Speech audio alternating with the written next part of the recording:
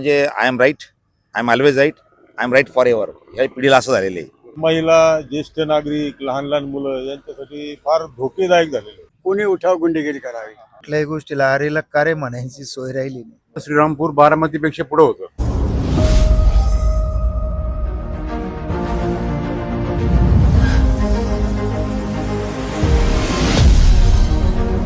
काही मुद्द्यावर थेट बोलावंच लागतं.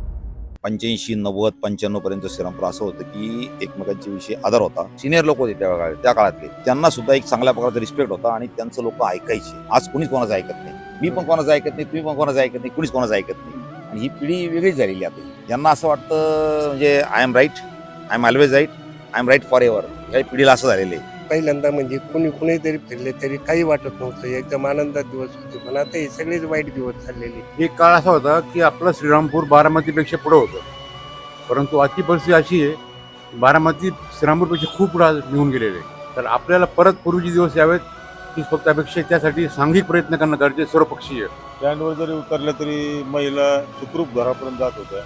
भीती वाटते का कधी समोरच्या आपल्याला मारील, त्यातून काढून घेईल. अशा परिस्थितीत आता श्रीरामपूर फार बदललेला आहे. काही मुद्द्यावर थेट बोलावंच लागतं.